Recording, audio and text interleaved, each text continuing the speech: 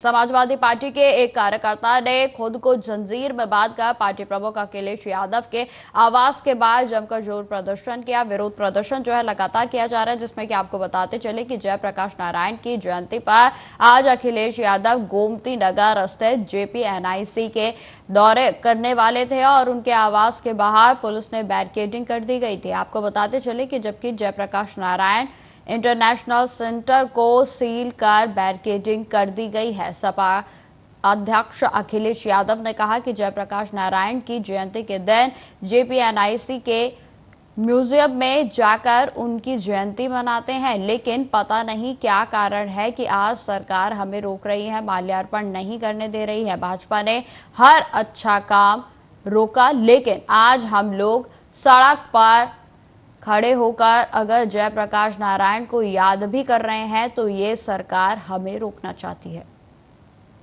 इस मौके पे कहूंगा कि बहुत सारे लोग समाजवादी लोग सरकार में हैं जो सरकार को चलवा रहे हैं।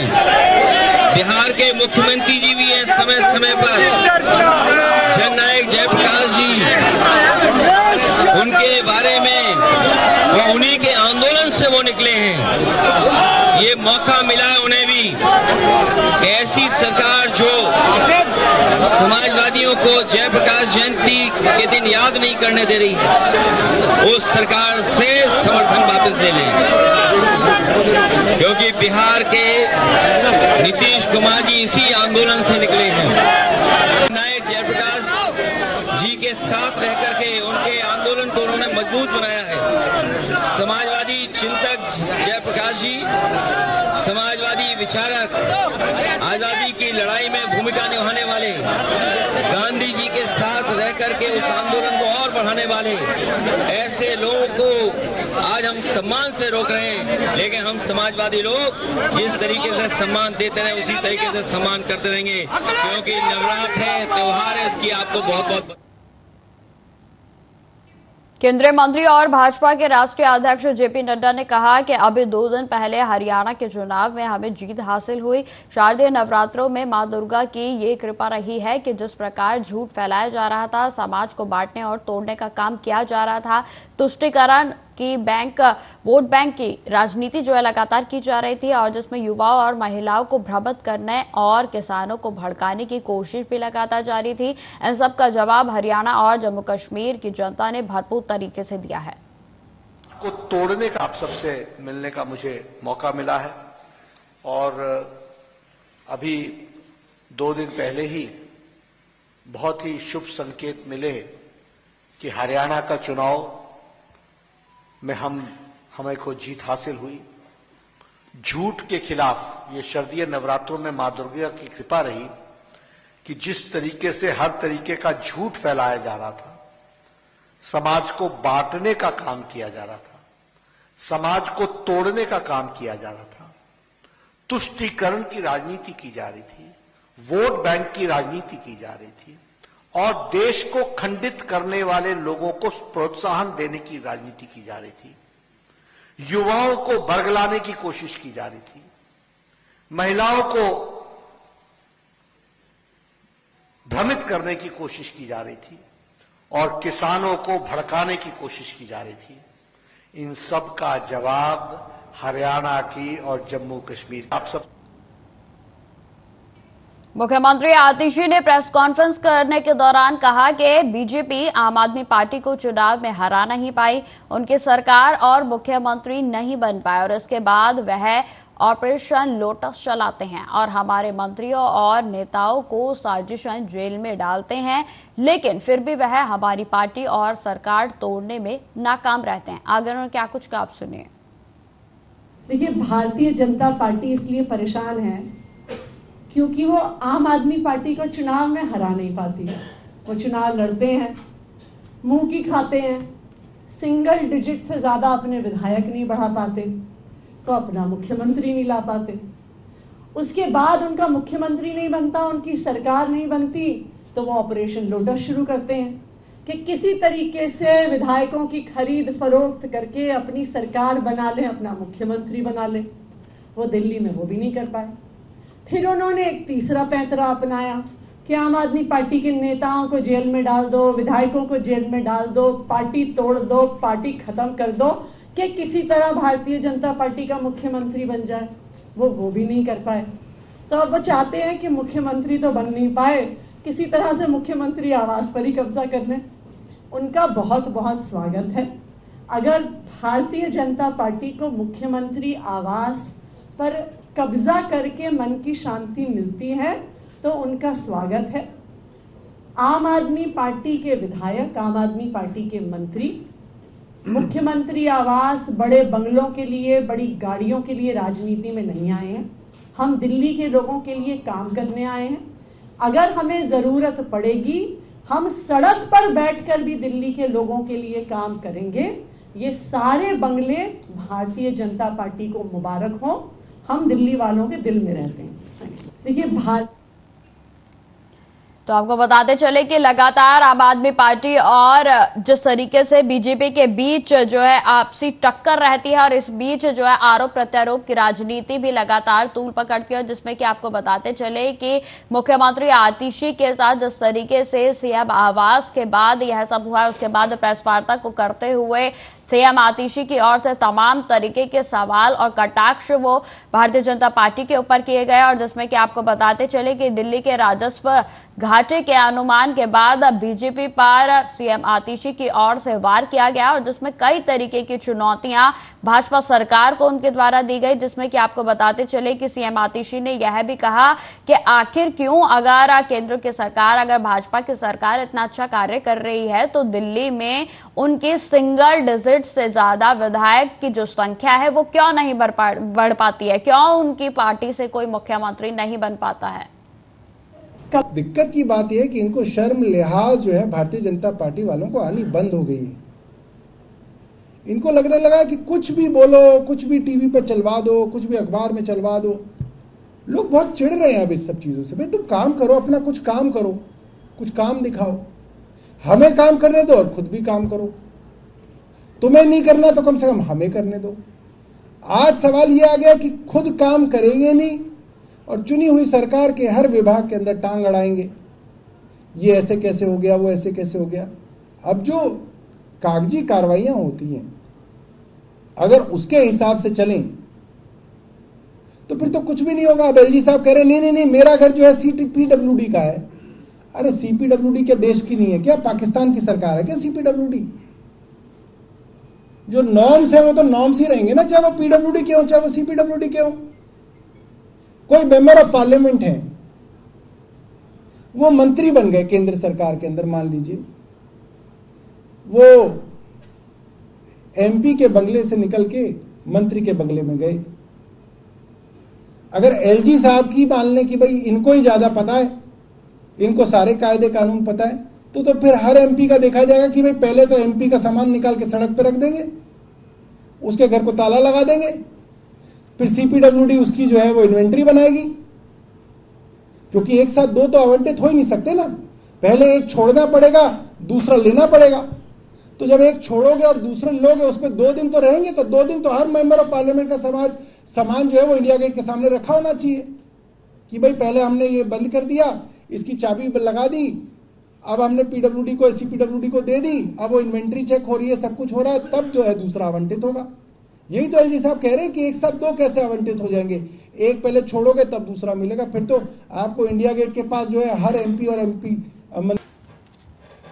शुक्रवार को शारदीय नवरात्र की नवमी तिथि पर गोरखनाथ मंदिर में आयोजित कन्या पूजन अनुष्ठान में मुख्यमंत्री योगी आदित्यनाथ ने नौ दुर्गा स्वरूपा कुंवारी कन्याओं के पांव धोए और साथ ही साथ आपको बताते चले कि उनका विधि विधान से पूजन किया गया, चुनरी उड़ाई गई और आरती उतारी गई। और वहीं आपको बताते चले कि आज देश भर में नवमी का पर्व मनाया जा रहा है और सभी जो हिंदू धर्म के लोग हैं वो कन्या पूजन कर रहे हैं। शारदीय नवरात्रि का यह 9वीं तिथि जगत जननी मां भगवती की सिद्धिदात्री रूप में सभी प्रकार की मनोकामनाओं को पूर्ण करने के रूप में मनाया जाता है। 9वीं के इस पावन पर्व के साथ आज पूरे देश और दुनिया में जहां कहीं भी सनातन धर्मावलंबी निवास कर रहा है, वे सब जुड़े हुए हैं। इस अवसर पर जगतजननी मां भगवती दुर्गा के 9 स्वरूपों के प्रतीक स्वरूप कुंवारी कन्याओं के पूजन की एक पवित्र परंपरा भी है और गोरक्षपीठ की इस पवित्र परंपरा के अनुरूप इस कार्यक्रम के साथ इस बार भी मुझे जुड़ने का अवसर प्राप्त हुआ है। इन 9 स्वरूप कुमारी कन्याओं के पूजन का कार्यक्रम अभी यहां पर संपन्न हुआ है। मुझे प्रसन्नता है कि जो सनातन धर्म की यह समृद्ध परंपरा है, यह पूरे हर्षोल्लास के साथ, पूरे उमंग के साथ पूरे देश के अंदर इस परंपरा के साथ लोग जुड़ रहे हैं। शक्ति आराधना के प्रतीक आधी आबादी के प्रति सम्मान का भाव रख रहे हैं। उत्तराखंड के देहरादून में भी मुख्यमंत्री पुष्कर सिंह धामी के द्वारा शारदीय नवरात्रि के महाअष्टमी पर मुख्यमंत्री आवास में पूजा अर्चना की गई और साथ ही साथ कन्या पूजन भी उनकी ओर से किया गया। वहीं आपको बताते चलें कि बेहद ही हर्षोल्लास के साथ आज नवमी का जो दिन है, पर्व है, वो मनाया जा रहा है और जिसमें कि अगर मंदिरों की बात की जाए तो मंदिरों में भी भक्तों का जनसैलाब पूरे तरीके से उमड़ा हुआ है और जिसमें लंबी लंबी कतारें लगी हुई हैं। वहीं आपको ये तस्वीरें हम दिखा रहे हैं जिसमें कि मुख्यमंत्री आवास पर मुख्यमंत्री पुष्कर सिंह धामी के द्वारा कन्या पूजन किया गया। दशहरा की तैयारियों पर बिहार के पटना जिलाधिकारी डॉक्टर चंद्रशेखर सिंह ने कहा कि रावण दहन का मुख्य कार्यक्रम 12 तारीख को गांधी मैदान में है और बाकी भी 17 जिलों में है और जिसमें कि उन्होंने आगे यह भी जानकारी दी कि गांधी मैदान में जो मुख्य कार्यक्रम होगा उसकी आज ब्रीफिंग हुई है और सारी तैयारियों को हमने देखा है। लगभग तैयारियां पूरी हो चुकी हैं। 128 सीसीटीवी कैमरा लगाए जा चुके हैं और इसके अलावा हम लोग 50 और सीसीटीवी कैमरा लगा रहे हैं। साथ ही साथ उन्होंने यह भी कहा कि पेयजल और मेडिकल टीम की व्यवस्था भी की गई है। दमकल की पूरी टीमें पूरे अलर्ट मोड पर हैं। उसका मुख्य कार्यक्रम गांधी मैदान में 12 तारीख को है और बाकी पूरे जिले में लगभग 17 जगह पर है। उसकी तैयारी को लेकर के आज गांधी मैदान में मुख्य कार्यक्रम होगा उसका हम लोग मीटिंग किए हैं फोर्स ऑफ स्टेट का और सारी तैयारियों को हम लोगों ने देखा है। तैयारियां लगभग पूरी हो गई हैं। बैरिकेडिंग का काम पूरा हो चुका है, जो लाइटिंग का काम है वो भी हो गया है, उसका टेस्टिंग बाकी सीसीटीवी कैमरा हम लोग के लगभग 128 सीसीटीवी कैमरा स्मार्ट सिटी के गांधी मैदान के अंदर बाहर लगे हैं, उससे 100% आच्छादित है। इसके अलावा हम लोग लोकली 50 सीसीटीवी कैमरा और लगा रहे हैं जब लोग रहते हैं उसको निगरानी रखने के लिए और बाकी पेयजल की व्यवस्था और मेडिकल टीम हमारी, फायर ब्रिगेड की टीम, सब लोग पूरी तरह से अलर्ट है और हम लोगों का प्रयास है कि जो लोग यहाँ आएँ वो सुविधाजनक ढंग से आएँ और आराम से हो जाए, किसी प्रकार की असुविधा नहीं हो। इसको लेकर के मुख्य जो एंट्री है हम लोगों की वो गेट नंबर 4, 5, 6, 7, 8 और 10, 12 इस प्रकार की जो गेट से ज़्यादा प्रेशर 4 नंबर गेट पर, 7 नंबर गेट पर, 10 नंबर और 12 नंबर गेट पर आता है, जहां हम लोग विशेष व्यवस्था कर रहे हैं। लोगों के टेस्टिंग के लिए ज़्यादा डीएफएमडी वगैरह लगा रहे हैं ताकि लंबी लाइन नहीं लगे और आराम से टेस्टिंग होना जल्दी से प्रवेश करें और निकलते समय सभी गेट खुले रहेंगे ताकि जिस दिशा में जिसको भी निकलना हो आराम से निकल सके, कोई भीड़ नहीं। तो तैयारी हम लोगों की पूरी है और समिति के साथ भी हम लोग संपर्क में हैं और हम लोग का प्रयास है कि बहुत अच्छे ढंग से कार्यक्रम संपन्न। मजिस्ट्रेट की तैनाती की गई है कितने संख्या? मजिस्ट्रेट और पुलिस पदाधिकारी की पर्याप्त संख्या में तैनाती की गई है गांधी मैदान के अंदर और बाहर और उन लोगों की ब्रीफिंग भी हम लोगों ने कर दिया है। सब लोग अलर्ट रहेंगे, सबको कहा गया है कि समय से अपने अपने कार्य पर रहेंगे और मुस्तैदी से अपने दायित्व पर निर्वहन करेंगे। विजयादशमी उत्सव के अवसर पर आरएसएस के सदस्यों ने जयपुर में पथ संचालन का आयोजन किया और इस अवसर पर आरएसएस के कार्यकर्ता त्रिवेणी नगर स्थित सामुदायिक स्वास्थ्य केंद्र में एकत्रित हुए, जहां पर आपको बताते चले कि आरएसएस के नेता सुरेश भैयाजीत जोशी ने कहा कि जाति का निर्धारण जन्म के आधार पर होता है। क्या कोई बता सकता है कि हरिद्वार किस जाति का है? क्या 12 ज्योतिर्लिंग किसी जाति के हैं? क्या देश के कोने कोने में स्थित 51 शक्तिपीठ किसी जाति के हैं? जो लोग खुद को हिंदू मानते हैं और देश के सभी हिस्सों में रहते हैं, वे इन सभी को अपना मानते हैं। आधार पर जातियां तय होती है। हमको हमारा नाम मिलता है, हमको भाषा मिलती है, हमको भगवान मिलते हैं, हमको धर्म के ग्रंथ मिलते हैं, हमको कई प्रकार के महापुरुषों के हम वंशज कहलाते हैं। क्या वो किसी एक जाति के कारण है?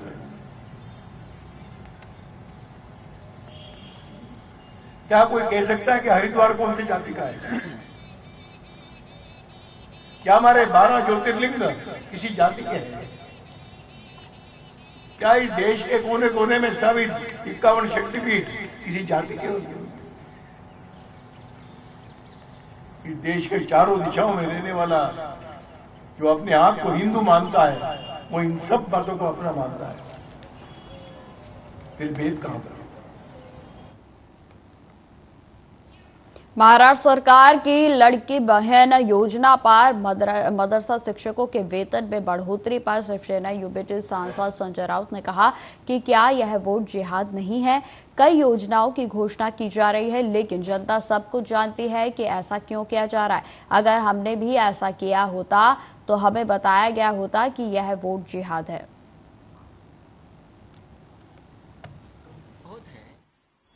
लेकिन चुनाव कभी भी वहां घोषित हो सकते हैं, तो ये जल्दबाजी तो होती है। केंद्र सरकार ने भी की थी, अब राज्य सरकार करेगी। तिजोरी में पैसा नहीं है, फिर भी घोषणा की बरसात, बारिश हो रही है। लेकिन जनता हमारी जो है महाराष्ट्र की इतनी मूर्ख नहीं है, उनको पता है ये कब और किस लिए हो रहा है। चाहे लाडली बहन योजना हो, चाहे आपने जो कहा मौलाना आजाद इंस्टीट्यूट के बारे में हो, ये सब चुनाव का गणित चल रहा है। सर, जो मदरसे में टीचर्स हैं उनकी भी सैलरी बढ़ा दी है, तो ये जो अंधभक्त है, मेरा सवाल है उनसे, क्या ये वोट जिहाद नहीं है? ये वोट के लिए क्या ना, लाडली बहन हो, देखिए बढ़ना चाहिए वेतन। जो पढ़ाता है, हाँ, जो स्कूल में या बच्चों को पढ़ाता है, उनको पगार मिलना चाहिए, वेतन मिलना चाहिए, ठीक से मिलना चाहिए। लेकिन क्या अगर ये हम लोग करते तो बोलते वोट जिहाद है। तो आपने क्या किया है? राजस्थान के नागौर शहर में करनी कॉलोनी में सनसनीखेज खबर सामने आई है, जिसमें कि आपको बताते चले कि एक बुजुर्ग दंपत्ति ने एक साथ जान दे दी। इस घटना से पूरे इलाके में हैरानगी है, तो वहीं हड़कंप भी मच गया। प्रारंभिक तौर पर यह बात सामने आई है कि दंपत्ति अकेले ही घर में रहा करते थे। परिवार के बीच संपत्ति सहित कई तरह के विवाद भी चल रहे थे और इसी कलह के चलते 70 साल की उम्र में दंपत्ति ने ऐसा खौफनाक कदम उठाया। आपको बताते चले कि नागौर के एसपी नारायण टोगस ने इस पर जानकारी देते हुए कहा कि सुबह उनके बेटे ने पुलिस स्टेशन में फोन किया और कहा कि पड़ोसी कह रहे हैं कि पिछले 2 दिनों से उनकी मां और पिता का कोई आना जाना नहीं हुआ है और उन्हें लगता है कि उन्होंने कुछ अति कर ली होगी। और मौके पर पहुंची पुलिस के आसपास के स्थानों की जब तलाशी ली गई और उनके शव एक टैंक के अंदर पाए गए, पोस्टमार्टम किया गया और तो जिसमें कि आपको बताते चले कि दीवार पर एक सुसाइड नोट भी लिखा हुआ था और उसके अनुसार यह पारिवारिक विवाद का मामला लग रहा है। सुबह ये जो मृतक है जयलाल, इसके पुत्र ने थाने के फोन नंबर पे फ़ोन किया कि मेरे मदर फादर पड़ोसी बता रहे हैं कि 2 दिन से उनका कोई मूवमेंट नहीं है और मुझे शक है कोई उन्होंने गलती नहीं कर ली है। इस संबंध में पुलिस वाले यहाँ आए और आसपास पे देखा तो टंके के अंदर दोनों की डेड बॉडी मिली। अभी इनके वारिसों का इंतजार कर रहे हैं, डेड बॉडी निकाल कर बाद में और पोस्टमार्टम कराएंगे तो पता पड़ेगा। प्रथम दृष्टया क्या पूरा मामला लग रहा है, वजह क्या लग रही है इनकी? अभी इन्होंने जो एक सुसाइड नोट टाइप या दीवारों पर चस्पा कर रखा है, उससे ग्रे कलर का मामला लग रहा है। उत्तर प्रदेश के बिजनौर मंडावा परगना में तैनात लेखपाल अतुल राठी का वीडियो सोशल मीडिया पर जमकर वायरल हो रहा है, जिसमें अतुल राठी साफ तौर पर रिश्वत लेते हुए दिखाई दे रहा है। आपको बताते चले कि वीडियो के बाद उन्हें सस्पेंड कर दिया गया है, तो वहीं विभागीय जांच भी शुरू कर दी गई है। यह वीडियो करीब 5 महीने के पुराना बताया जा रहा है। कार्रवाई से विभाग में हड़कंप मच गया, तो वहीं मंडावर परगना में लेखपाल अतुल राठी तैनात है और जहां पर की वीडियो वायरल होने के बाद उसे सस्पेंड कर दिया गया। आपको बताते चले कि जैसे ही सस्पेंड किया गया तो पूरे महकमे में अफरा तफरी का माहौल मच गया। पहले मैं आपको सुनाती हूं कि इस वीडियो में क्या कुछ बातचीत जो है वो अतुल राठी के द्वारा कही जा रही है। तुम्हारे लड़के के ऊपर सही आशीर्वाद रखा, हाथ बेहतरीन सही सही हाथ है उस पर, सही आया था वो सुखी राम के साथ आया तो सुरेंद्र एक बार जब नाम खतरा देने आया था। कितने? अरे लो तो सही बताया गिनोगे देगी तो 200 क्या ना कैमरा को ना चल ऐसी बात सही है, बस बचे हुए नहीं सही नहीं फिर वापस ले जाओ अपना भी वो भी वहीं दे दियो। अरे रखो तो सही ना, ऐसा इधर तो रख लो, इधर को निकाल जा रहे बार बार। चलो कितने देने पड़ेंगे? 3.5 बताया मैंने, 200 रुपये डिस्काउंट कर दिया। हेलो चल तो दे। तो फिलहाल इस बुलेटिन में इतना ही। देश दुनिया की तमाम खबरों की जानकारी के लिए बने रहे हमारे साथ। नमस्कार।